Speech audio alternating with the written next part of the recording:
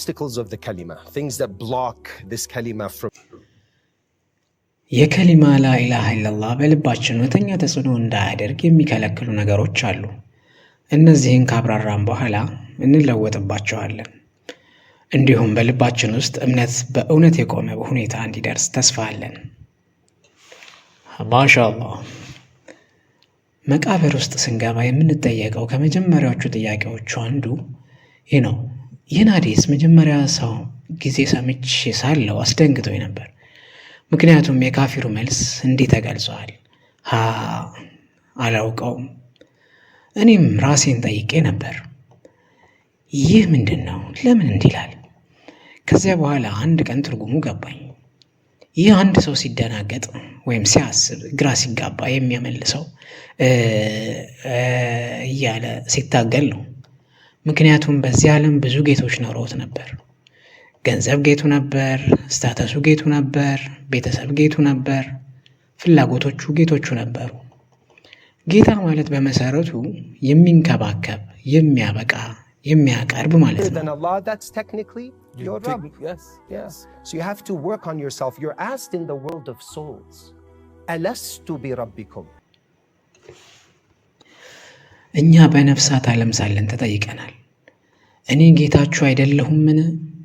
ሁላችንም አዎን ብለን መልሰናል። ከዚያ በኋላ ወደዚህ ዓለም ተልከን ለፈተና እንኖራለን። አላህ ስራቸውን በምክንያቶች መካከል ሸፍኖ አደረገ፣ ሁሉንም በቀጥታ እያየን እንዳይሆን። ከዚያም ነቢያትን ላከ እንዲያስታውሱን።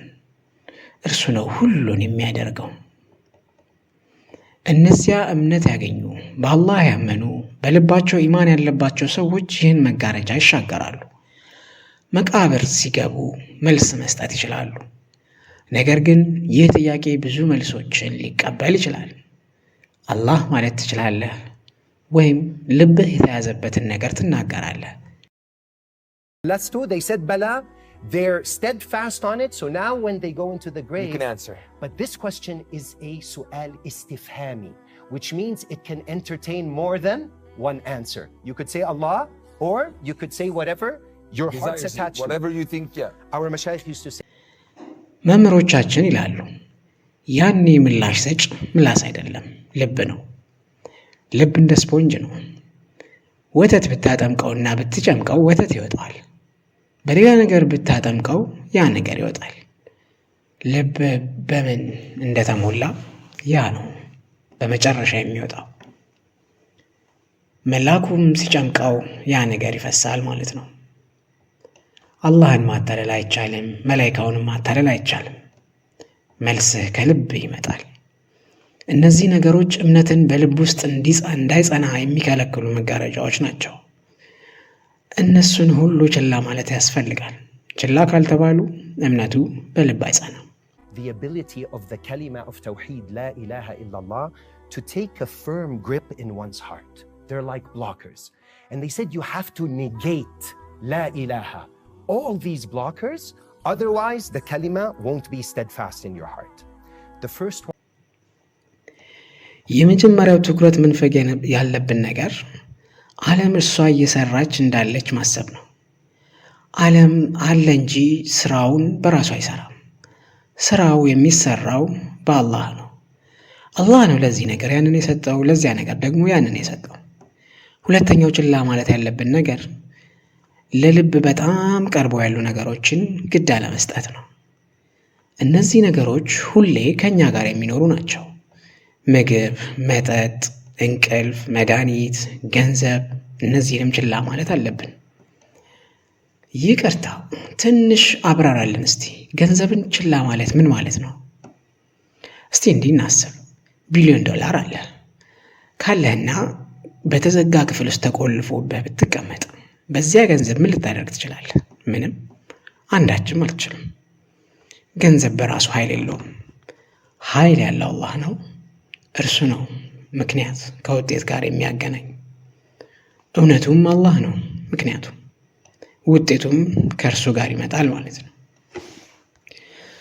ስለዚህ ሰው ከመሳሪያው ጋር ሳይሆን ከምንጩ ጋር ይደገፍ፣ ከሀብት ጋር ሳይሆን ከአላህ ጋር ይሁን። Allah ties Cause? cause to the effect. Yes. Wow. Yeah, so there's everything that, there's a cause of something that brings about some type of effect. In fact, Allah is the cause, right? And the khalq is the effect.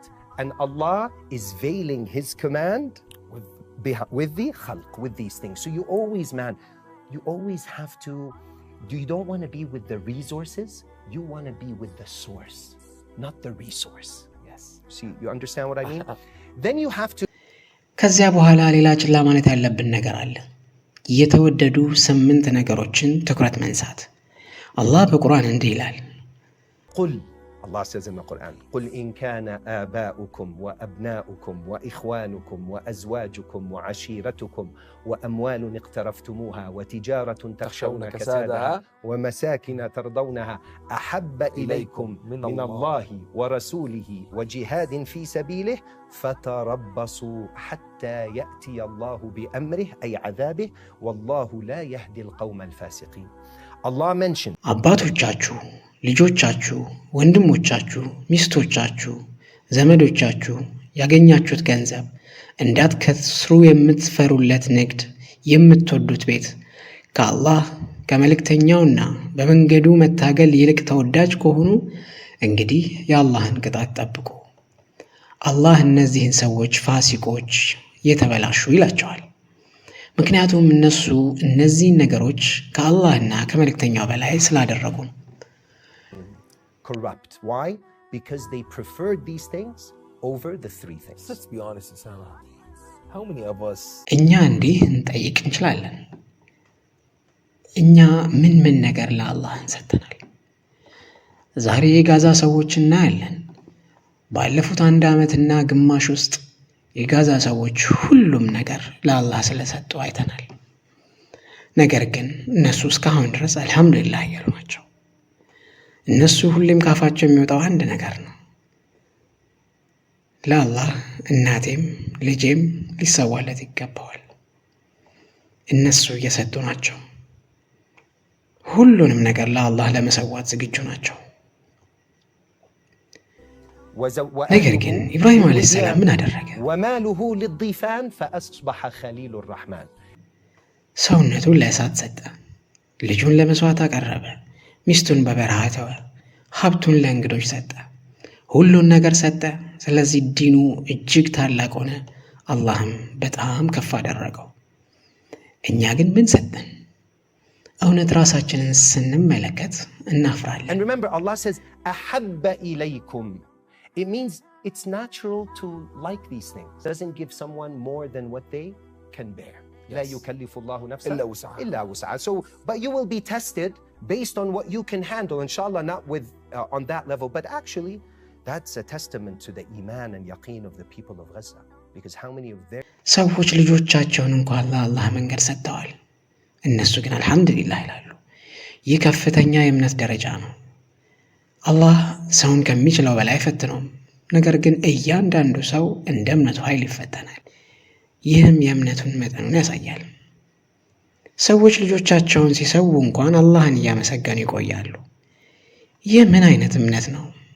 ይህ የተለመደ የሰው ልብ አይደለም፣ ከአላህ ጋር ያለ ግንኙነት እንጂ። አንድ ሰው እንዲህ አለኝ፣ ይህ የሰው ልብ አይደለም፣ ከአላህ ጋር ያለ ግንኙነት ነው። እኔ ብዙ ሀገሮችን ጎብኝቻለሁ፣ በብዙ ቦታዎች ሄጄ አይቻለሁ። ነገር ግን እነዚያ ሰዎች ያላቸው እምነት እጅግ ይገርማል። ለምን? ምክንያቱም ያ ቦታ በጣም ዝግ ነው። ወደ ውጭ ዓለም በቀላሉ አይከፈትም። መግባትና መውጣት እጅግ ከባድ ነው። ሰዎቹ በውጭ ዓለም ያለው የማይቋረጥ መዘናጋት አልተያዙም። አንዳንዶቹ በማህበራዊ ሚዲያ ብቻ ያያሉ፣ ነገር ግን በእውነት አእምሯቸው ንጹህ ነው። እኔ በዚያ ቦታ ሳለው አንዳንድ ነገሮችን አየሁ። ሰዎች እንኳን አንዳንድ የቴክኖሎጂ ነገሮችን አያውቁም። በውጭ ዓለም ያለውን ያውቃሉ። እኔ ግን እዚያ ሲሄድ አስገራሚ ነበር። እኔ ራሴ እዚህ ብኖር እፈልጋለሁ አልኩኝ። እነሱ ከአእምሯቸው በቆሻሻ ነገር አልተሞላም። ይህ ሁኔታ እምነታቸውን እጅግ አጠናክሮታል። living outside of Gaza, it was amazing, man. Their minds are not filled with junk. Yes. So this type of hisar, which is it's sad, of course, that they're in, like it helped It helped these people to keep their iman this strong. لأنه man, look at us. እኛ ግን እንመልከት ራሳችንን። ሁላችንም በዚህ ዓለም ተጠምደናል። በገንዘብ፣ በስራ፣ በእድል፣ በጉዞ፣ በህልም ተይዘናል። ህልማችን እንኳን ከኸይራ በላይ ሆኗል። ነገር ግን እኔ ያየሁት ነገር እጅግ አስደመመኝ። በጦርነት መካከል እንኳን አንድ አዛውንት ሰው ቁርአን ከፍቶ ከፊቱ አይቼዋለሁ። ሁሉንም ነገር አጥቶ ነበር። ነገር ግን ቁርአን በእጁ ነበር። እኔ ፎቶ አንስቼ በስቶሪ ላይ ለቅቄዋለሁ። ራሴን አስቤ እንዲህ አልኩኝ፣ እኔ በእርሱ ቦታ ብሆን ምናልባት ምን በላ፣ ምን ጠጣ፣ እንዴት እኖራለሁ፣ እንዴት እድናለሁ። እርሱ ግን ቁርአን ይዞ ነበር። እኔ ያንን ነበር ማስበው። እንግዲህ ሰው ቁርአን በልቡ ካለ ምን ሊወስዱበት ይችላል? ገንዘብ፣ ህይወት፣ ልጆች፣ ምንም። ቁርአን በልቡ ካለ ምንም ሊወሰድበት አይችልም። ስለዚህ ነው እነሱ እንዴት ቆዩ? ቁርአን ነው ያቆያቸው። እንዲህ ይባላል አይደል እንዴ? ከአላህ ጋር መነጋገር ከፈለግ ወደ ሶላት ግባ። አላህ ካንተ ጋር እንዲነጋገር ከፈለግ ቁርአን ክፈት። እነሱ አላህ ያነጋገራቸው። ብዙ ሰዎች ዓለም ጀርባቸውን ሰጥታቸዋለች። እነሱ ግን ያሉት አላህ ፈጽሞ አይተውንም ብለው ነው። በድንኳን ውስጥ የቁርአን ትምህርት ቤቶች አየሁ። ሰዎች በሚተኙበት ቦታ እንኳን የሌላቸው ልጅ ሲሆን ልጆቻቸውን ቁርአን ያስተምራሉ። እኛ ግን በቆንጆ ቤቶች፣ በመኪናዎች፣ በምቾት እያለን ልጆቻችንን ወደ ቁርአን መማሪያ እንኳን አንልካቸውም። እነሱ በጦርነት መካከል ሆነው ቁርአንን እየተማሩ ናቸው። ይህ ልብን ያበረታታል። ሰው ሁልጊዜ ቁርአንን ሲሰማ የዓለም ነገሮች ቀስ በቀስ ይዝላሉ። ከዚያ በኋላ ልቡ በፍጥነት ወደ አላህ ይመለሳል። ከእርሱ በቀር ወደ ሌላ ነገር አይመለስም። እኔ ራሴ ስለ አዲሱ ትውልድ እያሰብኩ ነው። እነዚህ ልጆች ያዩትን ያየ፣ ያገኙትን ያገኘ፣ እነሱ በአሁኑ ደረጃ ምን አይነት ሰዎች ይሆናሉ? እዚያ ያሉ ሰዎች እጅግ ከፍተኛ የቂን ደረጃ ላይ ናቸው። እስቲ አስቡ፣ ይህን ያህል እምነት በልጆቻቸው ውስጥ ምን ያህል እንደገነቡ እና የአዲሱ ትውልድ ወደ ማህበረሰቡ የሚያመጣውስ ነገር። ይህንን አይነት ነገር በገዛ እያየን ነው። ተከበው ነበር። ምግብና ውሃ እንኳን አያስገቡላቸውም ነበር። ነገር ግን እነሱ እስካሁንም ቆዩ፣ እስካሁንም ተጋፈጡ። ስንት ቀናት ነበር? ወደ 470 ቀናት በላይ አይደለም? እጅግ ከፍተኛ ነገር ነው፣ በጣም ከፍተኛ። ነገር ግን ለኛ ይህ ሁሉ መነሳሳት መሆን አለበት። እነዚህ ነገሮች ሁሉ ለኛ መልእክት ናቸው። አላህ እያስተማረን ነው። እናንተ ይህን ሁሉ ነገር ልታጡ ትችላላችሁ። ልጆቻችሁን ልታጡ ትችላላችሁ፣ ባልንጀሮቻችሁን፣ ገንዘቦቻችሁን፣ ቤቶቻችሁን፣ ስራችሁን። ነገር ግን እኔን ካላችሁ ምንም አላጣችሁም። እኔ አልሄድም፣ እኔ አልቀየርም፣ አልጠፋም እያለን ነው። ነገር ግን የሚያሳዝነው ነገር አንዳንድ ሰዎች ይህን ሁሉ ቢያዩም እንኳን አይማሩም። Because the heart has become very hard, قاسية كالحجارة بل هي أشد قسوة. ልባቸው እጅግ ጠንክሯል፣ እንደ ድንጋይ ሆኗል። ነገር ግን ከድንጋይ ይልቅ እንኳን ከባድ ነው። ነብዩ ሰለላሁ ዐለይሂ ወሰለም እንዲህ ይላሉ፣ ሰው ኃጢአትን በሚሰራ ጊዜ በልቡ ላይ ጥቁር ነጥብ ይታረፍበታል። ከዚያ ካልተነሳ፣ ካልተጸጸተ፣ ካልተመለሰ እነዚህ ነጥቦች ይበዛሉ፣ ልክ ሙሉ ለሙሉ ልቡ ጨለማ እስኪሆን ድረስ። ልብ እንደ መስታወት ነው። መስታወት ላይ ጥቁር ነገር ብዙ ካለ ምንም ነገር ሊያንጸባርቅ አይችልም። እንዲሁም ልብ በኃጢአት ሲሞላ እውነትን አያይም፣ መልእክትን አይቀበልም። ስለዚህ ሰው እውነተኛ መንቃት ያስፈልገዋል። እውነተኛ ንስሐ፣ እውነተኛ ወደ አላህ መመለስ። ዛሬ በዓለም ላይ የሚከሰቱ ነገሮችን ተመልከቱ። ጎርፍ፣ መሬት መናወጥ፣ ሰደድ እሳት፣ ጦርነቶች፣ ግጭቶች፣ ድንገተኛ ሞት። እነዚህ ሁሉ ነገሮች ምንድን ናቸው? ማስጠንቀቂያዎች ናቸው፣ ማንቂያዎች ናቸው። ጥያቄው ይህ ነው፣ እስከ መቼ እንጠብቃለን? እሳት ቤታችንን እስኪያቃጥል ድረስ? መከራ በቀጥታ እስኪመታን ድረስ? እስኪያንኳኳብን ድረስ? እንደሚባለው ውቅያኖሶች በየቀኑ ከአላህ ፍቃድ ይጠይቃሉ። የአዳምን ልጆች እንዋጥ፣ አላህ ግን ይላቸዋል፣ ተዋቸው፣ ወደ እኔ እንዲመለሱ እፈልጋለሁ። አላህ ሰውን መቅጣት አይወድም፣ መመለሱን እንጂ ወደ እርሱ እንመለስ ዘንድ ይፈልጋል። ምክንያቱም በመጨረሻ ሁላችንም ወደ መቃብር እንገባለን። በዚያ ጊዜ ጥያቄ ይጠየቃል፣ መልሱን ማዘጋጀት አለብን እና እዚያ ጊዜ መልሱን የሚሰጠው ምላሳችን አይደለም፣ ልባችን ነው። ምክንያቱም በዚያን ጊዜ ልብ ይጨመቃል። ሰዎች ዛሬ ላይ ሁላችንም አላህ አላህ እንላለን። እዚህ ስቱዲዮ ውስጥ ያሉ ሰዎችን ብጠይቃቸው ሁሉም እንደዚህ ነው የመለሱት። ነገር ግን መቃብር ውስጥ ቀላል አይሆንም። ምክንያቱም ያኔ ምላስ አይሰራም፣ ልብ ነው የሚመልሰው። አንዳንድ ሰዎች በሞት ጊዜ ይደነግጣሉ፣ መልአኩን ሲያዩ ይፈራሉ። ለሙሚን ግን መልአኩ በውብ መልክ ይመጣል፣ ለካፊር ግን በአስፈሪ መልኩ። አንዳንድ ሰዎች በመሞታቸው ጊዜ አይናቸውን ከፍተው ይቀራሉ፣ ነገር ግን መናገር አይችሉም። በዚያ ጊዜ ልሳን ይያያዛል። Angel of death, when he comes in a beautiful form for the believer, but he comes in a very ugly form for the one that didn't. So you'll probably, even if you had the answer, you'll freak out and you're going to miss the question. You notice how people, a lot of people when they die, they have their eyes open looking up.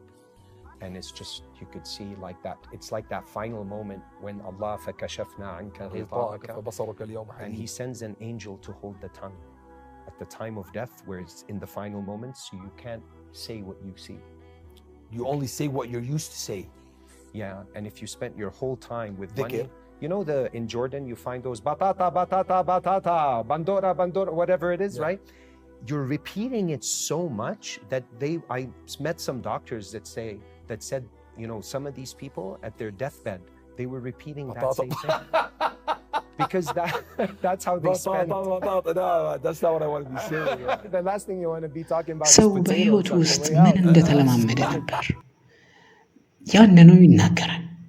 ሰዎች እንኳን አንዳንድ ጊዜ በመሞታቸው ጊዜ የሚያወጡት ቃል ያ ነው የለመዱትን። ስለዚህ እንደ ቀልድ የምንደጋግማት ነገር በመጨረሻ ሊወጣ ይችላል። እኛ ግን መጨረሻችንን በሻሃዳ እንዲሆን እንፈልጋለን።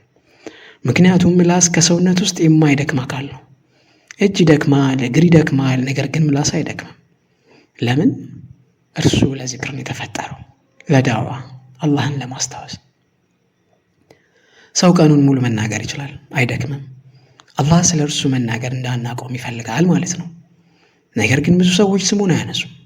በሰላት ውስጥ እንኳን ልባቸው ከእርሱ ጋር ይርቃል። ከሰላት ውጭ ግን ፈጽሞ አይጠቀሙትም። እንኳን በገበያ፣ በሱቅ፣ በመግዛትና በመሸጥ ቦታ ውስጥ እንኳን አላህ ልዩ ዱዓ ሰጥቶናል። ምክንያቱም እነዚህ ቦታዎች ሰዎች ከአላህ የሚዘናጉበት ቦታ ናቸው። እነዚያ ቦታ ላይ አላህን የሚያስታውስ ሰው ታላቅ ዋጋ ይቀበላል። ምክንያቱም በሰዎች መካከል ተዘንግተው የሚገኝበት ቦታ አላህን አስታውሶታል። እና ያ ዱዓ ይህ ነው፣ ላኢላሃ ኢለላህ ወህደሁ ላ ሸሪከ ለህ ለሁል ሙልኩ ወለሁል ሐምዱ ዩሕዪ ወዩሚቱ ወሁወ ሐዩን ላ የሙት ቢየዲሂል ኸይር ወሁወ ዐላ ኩሊ ሸይኢን ቀዲር። ይህን ዱዓ በገበያ ወይም በሰዎች ተዘናግተው በሚገኙበት ቦታ በሚያነብሰው አላህ ለእርሱ 1 ሚሊዮን መልካም ሥራ ይጽፋል፣ 1 ሚሊዮን ሐሰናት ይሰርዛል፣ ኃጢአት ይሰርዛል፣ 1 ሚሊዮን ደረጃ ያነሳል ከፍ አድርጎ። ምክንያቱም አላህን በሚረሱበት ቦታ አላህን አስታወሰ። ይህ ሁሉ መልእክቱ አንድ ነው፣ ልባችንን ከዓለም ነገሮች እንለይ፣ ከነሱ እናንጻ እና አላህ ጋር እናያይዝ። ምክንያቱም በመጨረሻ የሚቀር ነገር አንድ ብቻ ነው፣ አላህና የአላህ ግንኙነታችን። ቪዲዮ ከተመቻችሁ ሼር አድርጉ። ቀጣይ ቪዲዮዎችን እንድሰራ ሐሳብና አስተያየቱን ይስጡኝ። ወሰላሙ አለይኩም ወራህመቱላሂ ወበረካቱ።